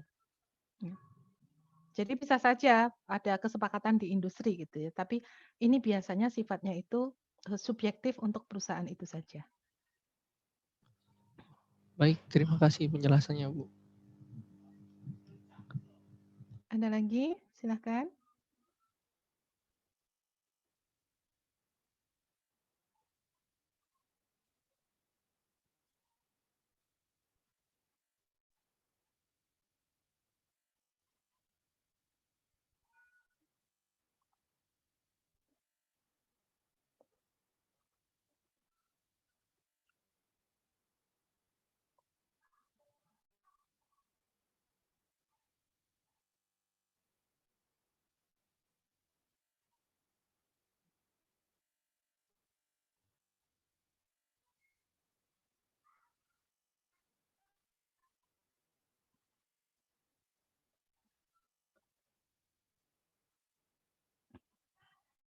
Enggak ada? Oke, kita lanjutkan ya. Ada juga yang melibatkan time value of money. Pada tanggal 1 Juli 2020, PT Smile menjual barang cost-nya 590 kepada Grand Company sebesar 900 dengan menerima zero interest notes ya. Nilai nominalnya adalah 1.416.163 dengan tenor 4 tahun. Nah, berarti ini kita harus present value kan nih. Kenapa? Karena melibatkan waktu ya. Melibatkan waktu. Jadi kita harus cari berapa effective rate-nya. Effective rate-nya kalau ini zero interest mudah ya. Nih cari kita effective rate-nya diperoleh 12%. Nah, ketika kontrak transaksi penjualan melibatkan komponen pembiayaan, ini karena ada penundaan ya, ada penundaan pembayaran, berarti melibatkan komponen pembiayaan. Kadang-kadang kombinasi ya, misalnya harganya itu 900.000 nih. Harganya 900.000, tapi misalnya ya, yang 200.000 dibayar cash. Yang 700.000 itu dengan notes. Itu ada komponen pembiayaan yang signifikan ya. Kalau ini malah seluruhnya menggunakan pembiayaan gitu ya. Sehingga nanti kita akan mengakui ada pendapatan bunga juga ya, karena ada dua jasa sebenarnya yang kita berikan. Jasa untuk menjual barang dan jasa pembiayaan. Berarti bunganya harus kita akui sebagai pendapatan bunga. Dasarnya apa? Dengan menggunakan effective rate-nya tadi adalah 12% gitu. Jadi dicatat notes receivable 900 pada sales revenue, cost of goods sold 590, kemudian nanti diakui interest revenue sebesar 54.000 dihitung berdasarkan pada tahun itu ya, waktu yang sudah berlalu itu ini kan 1 Juli ya, berarti setengah tahun. 6/12 ya, kalikan 12% kali 900.000. Nah, ini berarti dia mengakui komponen pendapatan pembiayaan gitu. Atau pembayarannya adalah dengan barang dan jasa non tunai ya. Perusahaan terkadang menerima kontribusi dari pihak lain, misalnya donasi hadiah. Pelanggan terkadang menyumbangkan barang atau jasa seperti peralatan, tenaga kerja sebagai imbalan untuk barang yang disediakan atau layanan yang dilakukan oleh, maka diukurnya adalah dengan nilai wajar apa yang diterima. Ya. Contoh misalnya 1 Mei 2020 PT Kreativa memberikan layanan jasa desain kepada PT Visual dengan imbalan 10.000 lembar saham PT Visual. Nilai parnya 1.000 dan nilai wajarnya 1.500. Mana yang dipakai? Yang dipakai adalah 1.500. Nilai wajar barang yang diterima. Dicatat equity investment pada service revenue.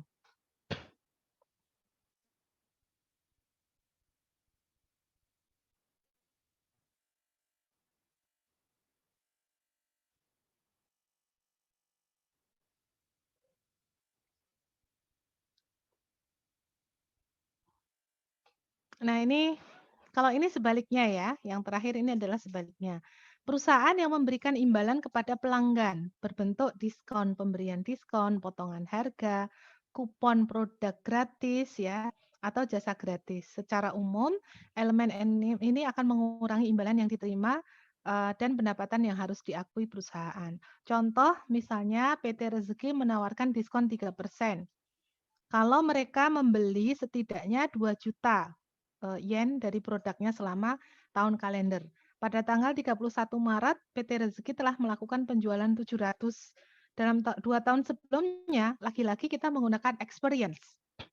Pengalaman di masa lalu untuk menentukan dia itu dapat diskon apa enggak gitu ya. Dalam 2 tahun sebelumnya itu PT Rezeki menjual 3 juta kepada PT Energi dari periode 1 April sampai dengan 31 Desember. Ini sampai dengan 31 Maret dia 700 gitu ya. Jadi kalau sama dengan periode sebelumnya dia bisa menjual 3 juta, maka total penjualan dalam tahun tersebut kemungkinannya adalah 3.700.000 ya. Tadi kan syaratnya adalah 2 juta. Maka ketika mengakui pendapatan, kita langsung diskon. Kita ketika mengakui pendapatannya itu harus dengan sudah kita kurangi sebesar 3%. Karena yang kita hitung ini adalah berapa jumlah imbalan yang kemungkinan bisa kita terima. Yang kemungkinan bisa kita terima adalah 97% dari yang kita jual.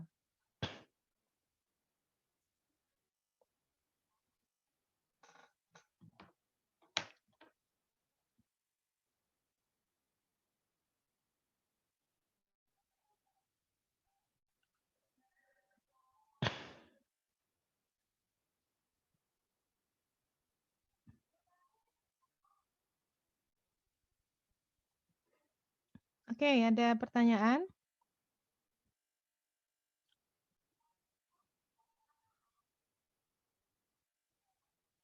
Ini kalau ternyata 2 juta tidak tercapai gitu ya. Kemungkinan itu tetap ada ya, kemungkinan tetap ada.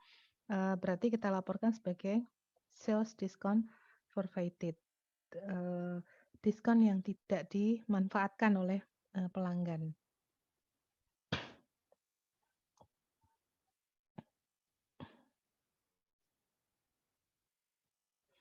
Kemudian tahap yang keempat. Tahap yang keempat adalah mengalokasikan harga ke setiap kewajiban. Mengalokasikan harga transaksi ke dalam setiap kewajiban pekerjaan didasarkan pada fair value masing-masing kewajiban. Dasar yang paling tepat adalah standalone sales price ya. Jika perusahaan itu menjual barang atau jasanya itu secara terpisah. Nah, Kalau tidak ada, kita punya alternatif untuk melakukan ya penghitungan ya. Yang pertama adalah adjusted market assessment approach. Adjusted market assessment approach ini kalau dia nggak jual sendiri-sendiri gitu ya, itu didasarkan pada apa? Didasarkan pada perkiraan harga di mana pelanggan itu mau bayar. Ya. Atau dengan harga pasar lah, kasarannya begitu ya. Kalau misalnya tadi si toko Electronic City tadi kan tidak menjual jasa pemasangan ya, tidak jual jasa pemasangan AC itu. Padahal kita menganggap bahwa antara beli AC sama masang itu terpisah, maka pendapatannya harus dipisahkan. Padahal dia nggak punya tuh standalone selling price untuk jasa pemasangan AC. Nah, bisa kita menggunakan AC-nya kan ada nih, AC ada harganya gitu ya, harga jualnya. Kemudian tarif pemasangan, cari saja market, harga pasarnya berapa gitu. Nih, bisa mengacu pada harga kompetitor untuk jenis barang yang serupa, kemudian disesuaikan dengan biaya dan margin perusahaan. Jadi bisa di-adjust dengan kebijakan internal perusahaan. Atau pendekatan yang kedua adalah expected cost plus margin approach. Jadi kalau cost-nya kan kita tahu berapa jumlahnya, ya. Untuk masang AC itu si pegawainya itu dibayar berapa sih, gitu. Misalnya dibayarnya adalah 100.000, dibayarnya 100.000, cost-nya itu, ya. Dan di perusahaan itu, ya, margin yang diambil untuk jasa pada umumnya adalah 20%. Maka kita bisa gunakan harga 120.000 gitu. Expected cost plus margin. Gitu. Atau menggunakan residual approach. Residual approach. Kalau ya ada salah satu yang punya harga standalone, yang lain enggak. Misalnya kalau beli AC saja harganya 3 juta, ya. Tapi kalau beli AC plus pasang gitu ya, harganya 3.150.000 gitu ya. Maka kita bisa alokasikan untuk AC dulu 3 juta, sisanya dialokasikan untuk jasa pemasangan. Jadi macam-macam yang bisa digunakan tergantung kondisinya. Apakah menggunakan tadi ya, ini utamanya adalah standalone selling price. Kalau nggak ada standalone selling price, pakai alternatif tadi tergantung kondisi dari perusahaannya tersebut.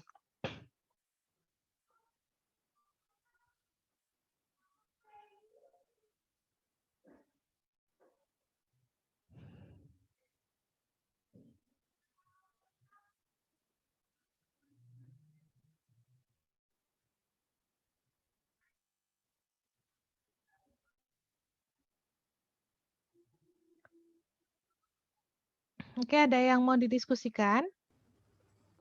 Bu izin bertanya terkait slide yang 9, Bu, yang menentukan harga transaksi yang ketiga. Ya.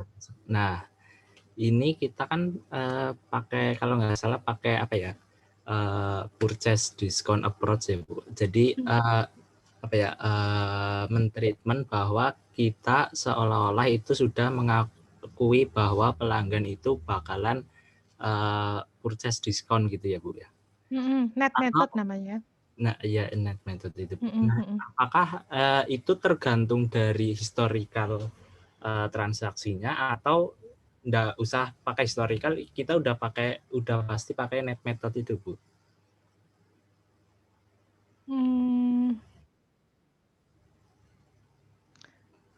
Ini harus didasarkan pada pengalaman masa lalu, ya, pengalaman masa lalu.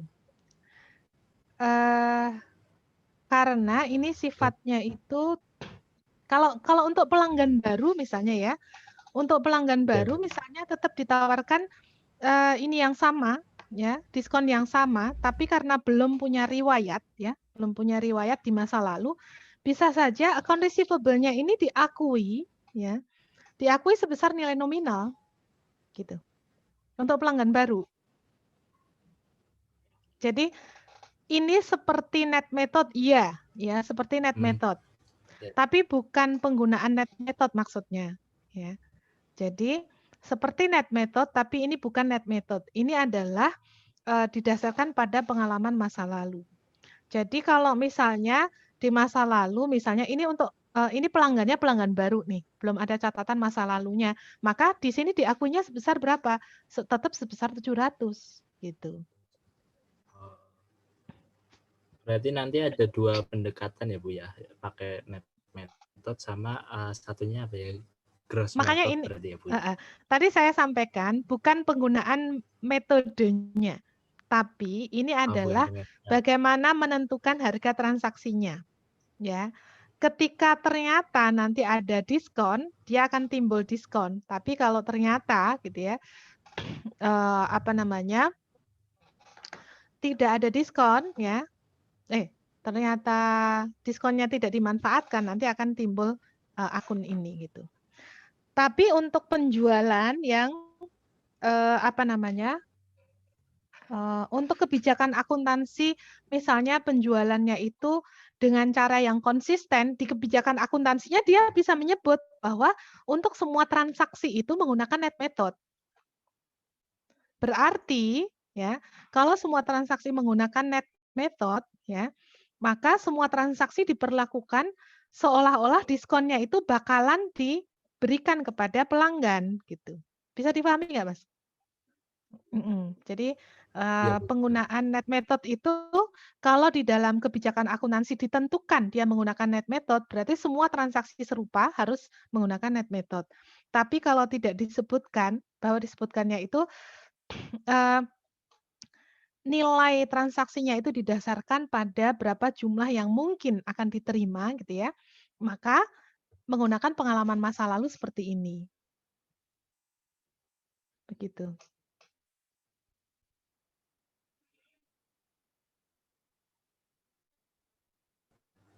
Baik Bu, siap Bu. Berarti net method ini emang harus ada apa ya, pengungkapan di CRK-nya ya Bu ya. Menjadi kebijakan akuntansi gitu ya.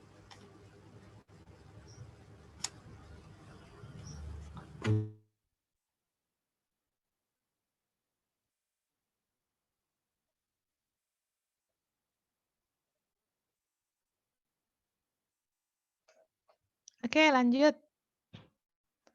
Ada lagi yang mau didiskusikan?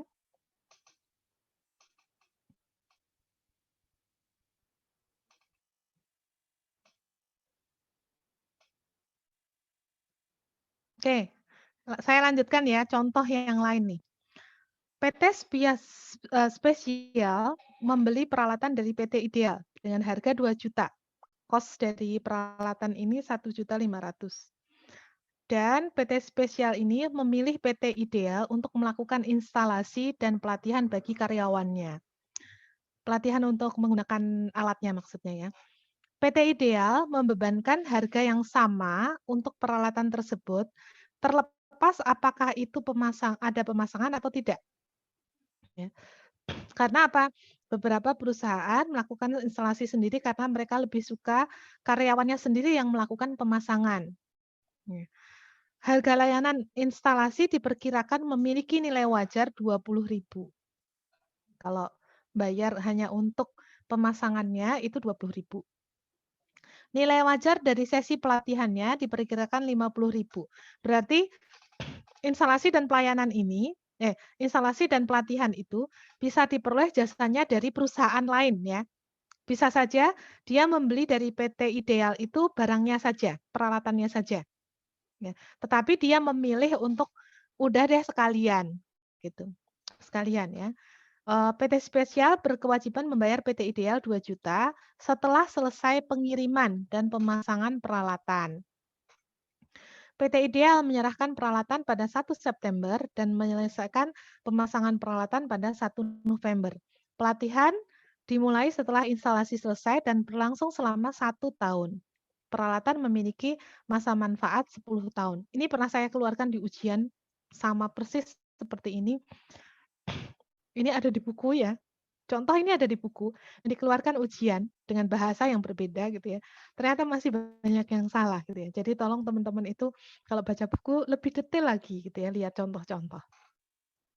Jadi di sini kita harus menghitung dulu ya, menghitung dulu apa namanya? Nilai wajar total. Nilai wajar totalnya berarti ya, total standalone selling price-nya gitu ya.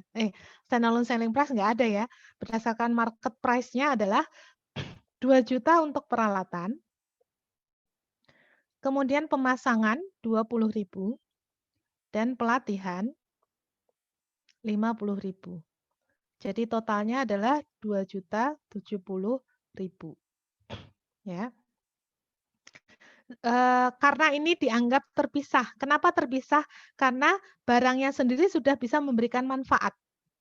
Kalau dengan kombinasi jasa yang tersedia di pasar, ya, jasa yang tersedia di pasar, karena tidak harus dari PT Ideal, gitu ya. Sehingga kita harus alokasikan. Ini berarti bersifat bisa dibedakan, gitu ya. Nah, pengakuannya bagaimana? Dia punya kewajiban untuk menerima pembayaran, dia punya hak untuk menerima pembayaran setelah ngirim barang. Maka bayarnya tanggal berapa sih?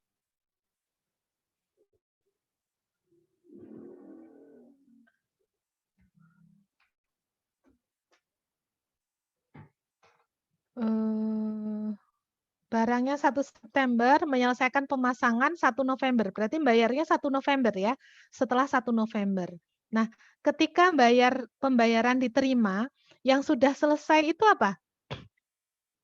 Yang sudah selesai itu adalah ngirim barang, ya. Ngirim barang sama masang. Maka gitu ya,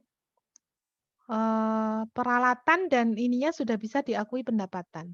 Nah, ini sales revenue ya dan service revenue installation-nya itu sudah bisa diakui pendapatannya. Tetapi yang pelatihannya belum bisa diakui pendapatan karena baru dimulai gitu ya setelah instalasi selesai dan selama 1 tahun. Ya, jadi ini belum bisa diakui. Ini sifatnya masih unearned.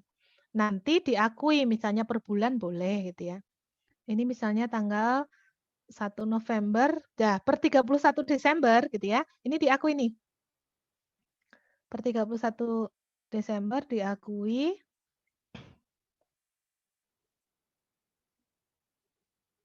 Nih. Bentar. Ya. Per 31 Desember unearned service revenue-nya diakui sebesar 8.052. 2 per 12 harusnya ya, kali berapa? Training revenue-nya adalah 48309. Nah, ini nih ada nih.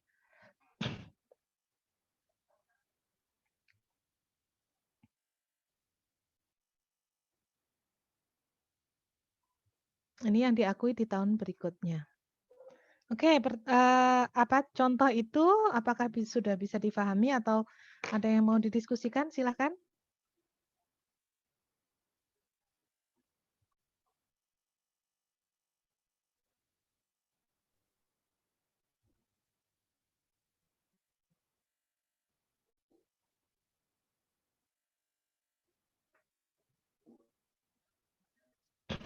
Boleh dibaca dulu, dicerna dulu.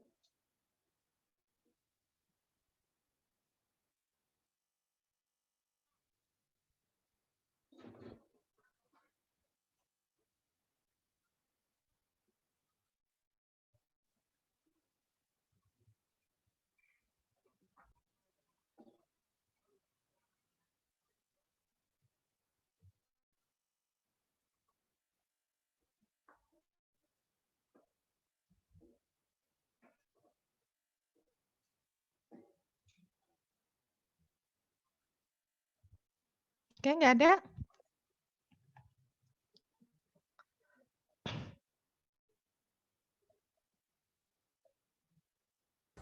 Belum ada, Bu. Bu, izin bertanya, Bu. Silakan. Itu kan pembeliannya 1 November, jadinya pas penyelesaian itu kan dihitungnya udah 2 bulan. Nah, misalkan atau enggak gini pertanyaan saya, Bu, berapa sih perhitungannya udah dianggap 1 bulan penuh tuh? Misalkan kan 1 November ini kan 30 hari kan 1 bulan 30 hari. Nah, kalau misalkan di tanggal 15 November tuh udah dihitung 2 bulan atau gimana, Bu? Atau misalnya pas tanggal 16 itu juga 16 November saya beli itu udah dihitung 2 bulan nanti di penyelesaian atau masih dianggap 1? Jadi perhitungan 1 bulan tuh kayak gimana sih sebenarnya, Bu? Makasih. Sebenarnya tidak ada kesepakatan yang pasti gitu ya.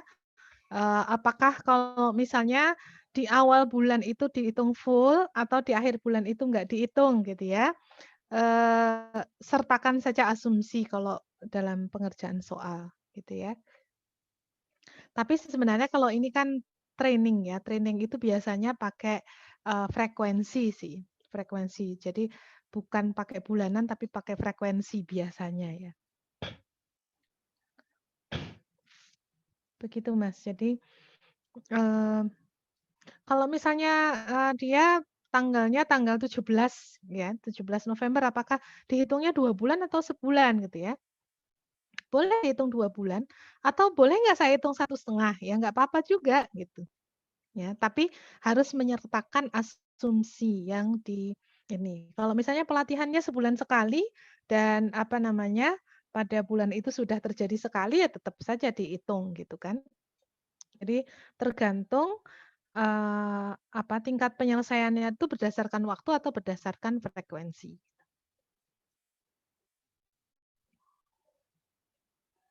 Ada lagi? Silakan. Izin bertanya, Bu. Itu biaya peralatan sama instalasi itu kan di sini contohnya itu kewajibannya bisa dibedakan gitu, Bu. Ada nggak contoh soal yang bisa peralatan sama instalasi itu jadi satu kewajiban gitu, Pak? Ya, berarti tadi nggak denger ini. Saya tadi apa, Bu? Mati lampu, Bu. Jadi maaf, Bu. Jadi nggak tahu. Soalnya baru gabung, Bu. Baru hidup lampunya soalnya. Iya.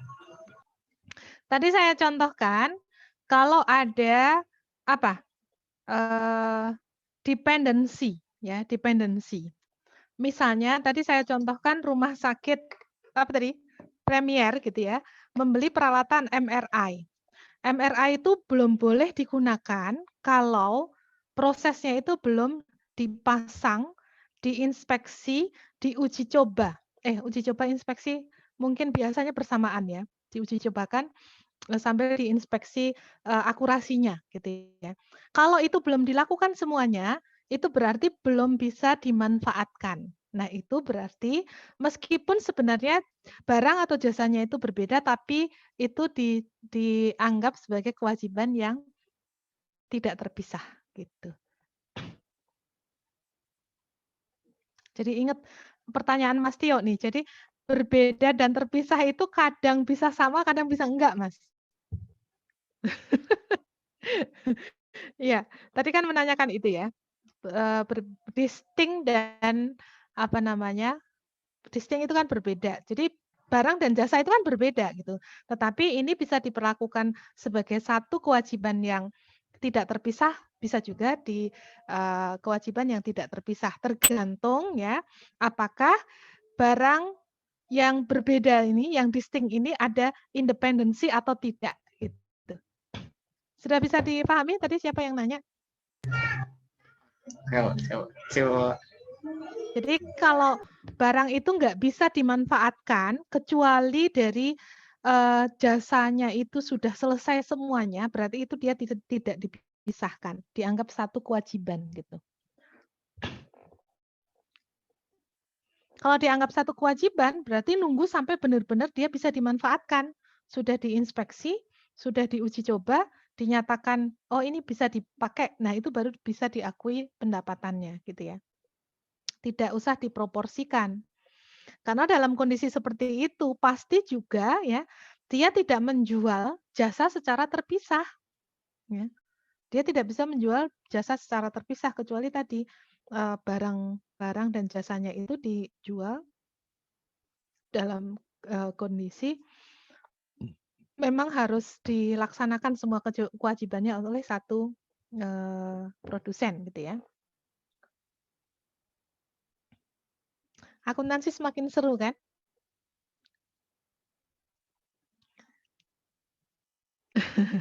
Ini sebenarnya mudah kok.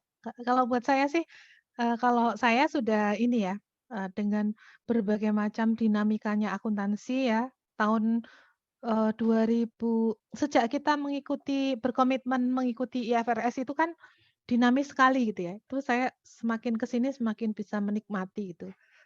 Meskipun ya kalau buat yang ajar baru, aduh terlalu banyak yang harus dipelajari karena banyak hal yang baru gitu. Tapi kalau buat kalian kan ini bukan sesuatu yang dulu sudah punya pemahaman sekarang berubah gitu, enggak gitu ya.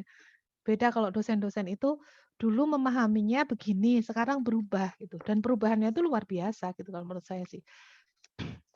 Jadi banyak yang ngajar AKM itu keberatan sebenarnya. Karena harus belajar hal-hal baru lagi gitu. Effort-nya terlalu banyak ya. Untuk ngajar.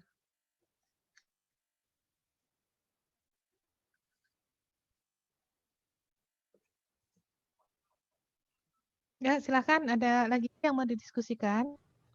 Berarti pencatatan yang tadi ditanyakan sama Septian itu cuma sales revenue aja ya Bu ya? Kreditnya. Sales revenue saja.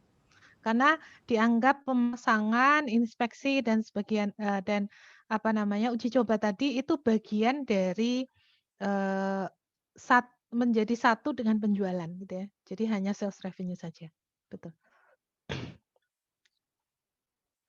Nah, baik saya lanjutkan. Terakhir ini langkah kelima ya. Langkah kelima masih ada waktu 10 menit. Nah, kapan pengakuan pendapatannya? Sebenarnya dari contoh sebelumnya tadi teman-teman sudah tahu ya. Pengakuan pendapatannya itu ketika dia dianggap sebagai barang atau jasa yang dipisah pengakuan pendapatannya gitu ya. Maka perusahaan itu dikatakan telah memenuhi kewajiban ketika pelanggan mendapatkan kendali atas barang atau jasa tersebut. Indikatornya apa? Bisa yang pertama itu adalah perusahaan memiliki hak pembayaran atas aset. Ini indikatornya salah satu ya. Kok ada sih indikator yang pertama ini? Karena apa? Karena kalau misalnya ya, kontrak konstruksi, bangun gedung gitu ya. Misalnya bangun gedung itu dimulai di bulan Agustus 2020 ya, 2020. Kemudian progres pertama itu tingkat penyelesaiannya baru 10%. Diserahkan misalnya tanggal 30 Desember 2020. Gitu ya. Nah, barang yang masih 10% tingkat penyelesaian tadi itu belum bisa memberikan manfaat gitu. Sehingga di dalam kontrak itu harus disebutkan bahwa ketika progres sudah diserahkan kepada pelanggan, ya, perusahaan itu berhak mendapatkan pembayaran. Karena kalau kendali atas barang itu masih belum bisa. Progres 10% tadi biasanya masih dikendalikan juga masih oleh kontraktor, belum oleh pelanggannya, ya enggak? Kita kalau dikasih aset gedung baru tingkat penyelesaian 10% itu mungkin baru ini ya, baru fondasi doang gitu ya. Itu kan belum bisa kita manfaatkan gitu. Sehingga indikatornya bisa dengan tadi ya, berdasarkan kontrak perusahaan memiliki hak untuk menerima pembayaran atas aset yang sudah diselesaikan gitu. Kemudian yang kedua, perusahaan telah mengalihkan hak hukum atas aset tersebut. Ya, sudah dialihkan kepada pihak lain. Kemudian perusahaan telah mentransfer kepemilikan fisik. Itu juga bisa ya. Mana yang lebih dulu? Transfer of title hukumnya sama fisiknya gitu. Jadi salah satunya yang lebih dulu diserahkan. Kalau beli rumah secara kredit tadi ya, penguasaan fisiknya sudah tapi hak hukumnya belum karena sertifikat masih ditahan. Kalau yang sebaliknya apa ya? Hak hukumnya dulu diberikan tapi fisiknya belum. Hmm.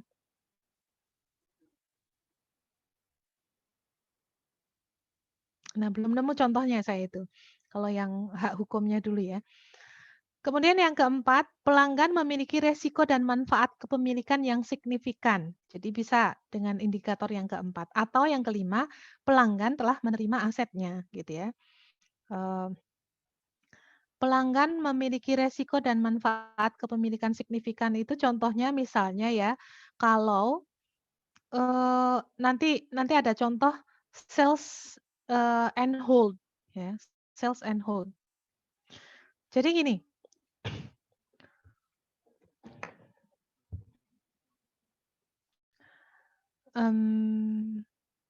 Misalnya ya, saya bikin rumah, ya. Terus ketika rumah saya itu menjelang selesai, misalnya tingkat penyelesaian 50% gitu ya, saya pesan kitchen set. Kitchen set itu baru bisa dipasang di rumah yang sudah jadi 95%. Ya. Terus saya bilang ke pembuat kitchen setnya, tolong dibuatkan sesuai dengan perkiraan dapur saya, silahkan diukur gitu ya. Sekarang tempatnya sudah ada, oh sekian meter kali sekian meter, modelnya seperti ini, customize. Terus ini sudah selesai nih sebenarnya, tapi rumah saya belum jadi, belum bisa dipasang. Maka saya bilang ke pembuat kitchen set tadi, Pak, tolong disimpan dulu ya. Ini sudah saya bayar. Resiko apa namanya? Barangnya itu sudah menjadi barang saya, tapi saya titip dulu. Jadi apa namanya? Penguasaan fisiknya belum. Tapi resiko dan manfaatnya itu sudah dialihkan ke saya karena ada permintaan dari saya untuk menunda pengiriman. Nah, itu sudah boleh diakui sebagai pendapatan belum sama si pembuat kitchen set tadi? Sudah boleh ya. Betul. Karena resiko dan manfaat kepemilikan sudah diserahkan sebenarnya dan saya sudah menerima. Ekstrimnya adalah kalau misalnya terjadi kebakaran di gudangnya si pembuat kitchen set, ya itu sudah menjadi tanggung jawab saya gitu. Berarti saya nggak boleh minta ganti rugi gitu kan? Gitu ya. Perusahaan dapat mengakui pendapatan dari kewajiban kinerja dari waktu ke waktu melalui pengukuran penyelesaian kewajiban atau pekerjaan. Maksudnya gini, overtime, ya, sepanjang waktu maksudnya ya, mengakui pendapatan sepanjang waktu itu boleh. Contoh misalnya kontrak membuat jalan tol 3 tahun, gitu kan? Kan nggak mungkin nunggu selesai dulu baru diakui pendapatannya gitu. Jadi dia boleh diakui sepanjang waktu 3 tahun tersebut. Tapi nanti dia konsekuensinya adalah harus mengukur progres penyelesaian. Karena tidak bisa menggunakan ukuran itu waktu. Oh ini 6 bulan dari 3 tahun nih. Jadi diakui 6 berapa? 6/36 gitu ya. Nggak boleh. Karena itu ngukur progresnya itu nggak bisa dengan ukurannya waktu. Kalau sewa boleh ya, kalau sewa karena sewa ukurannya waktu gitu. Tapi kalau tadi jalan tol tadi mungkin bisa menggunakan ukuran. Nah, ukuran apa yang boleh dipakai? Ukuran yang boleh dipakai adalah boleh menggunakan input atau output. Output misalnya panjangnya jalan tol yang sudah diselesaikan. Misalnya targetnya 1000 km. Sekarang selesai 100 km. Berarti tingkat penyelesaiannya adalah 100/1000. Atau boleh juga menggunakan ukuran input. Kalau menggunakan ukuran input apa? Cost to cost method. Yang dijadikan ukuran itu adalah cost. Cost incurred dibagi dengan total cost, estimated total cost gitu. Bisa dipahami ya? Buat bangun gedung itu misalnya estimasi biayanya adalah 20 miliar. Sekarang perusahaan itu sudah mengeluarkan 5 miliar. Berarti tingkat penyelesaiannya berapa? 5/20. Atau ukuran output tadi ya, unit of delivery. Kalau gedung nggak bisa, kalau jalan raya bisa. Kalau jalan raya itu karena biasanya ukurannya itu meter gitu.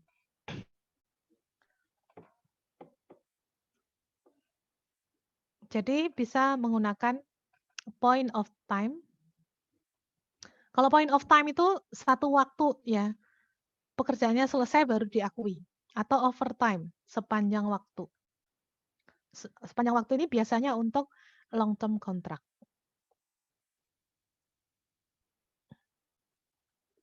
Ya. Bisa, kalau overtime berarti harus ngukur progres. Ngukur progres pakai apa? Bisa ukurannya itu input atau output tadi. Ukuran input yang dipakai biasanya apa? Cost. Ukuran output apa yang dipakai? Nah, tergantung. Bisa nggak diukur dari output? Gitu ya.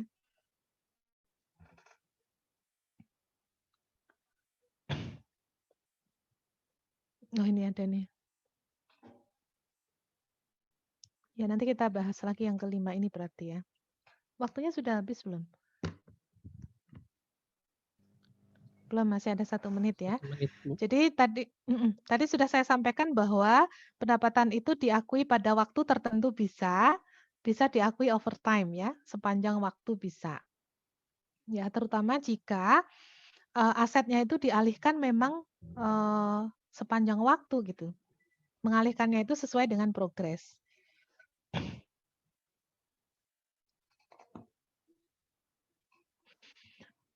Nah, diakui sepanjang waktu itu ketika apa sih? Kalian dengar suara dari itu nggak? Dari komputer saya nggak? Nggak ya? Dari apa namanya, portal itu suaranya itu berisik banget, ada alarmnya. Makanya saya berhenti tadi. Kriterianya adalah pelanggan secara simultan menerima dan mengonsumsi aset. Kalau jalan raya yang nggak bisa dikonsumsi ya, tapi menerimanya bisa nggak? Bisa, menerimanya itu menerima progres. Ya. Makanya kalau di pemerintah gimana? Menggunakan progres kan, ya, menggunakan termin gitu. Kalau di pemerintah, misalnya di STAN lagi bangun gedung nih, itu menyerahkannya itu per progres gitu. Tingkat 25%, tingkat penyelesaian 25% diserahkan. Ada BAST gitu ya. Di Akum sudah kok ini. 50% diserahkan, terima, kemudian menyerahkan BAST gitu ya. Atau didasarkan pada kinerja entitas menciptakan atau meningkatkan aset ya, tadi meningkatkan aset ya. Kemudian kinerja entitas tidak menciptakan suatu aset dengan penggunaan alternatif terhadap entitas ya. Dan entitas memiliki hak yang dapat dipaksakan. Maksudnya tidak punya alternatif penggunaan itu apa? Aset itu memang untuk pelanggan tertentu. Dia nggak bisa jual ke yang lain. Kalau dia masih bisa jual ke yang lain gitu ya, itu malah biasanya malah nggak bisa diakui sepanjang waktu. Harus diselesaikan dulu karena ada kemungkinan dia bisa menjual kepada orang lain gitu. Jadi sifatnya itu harus customize.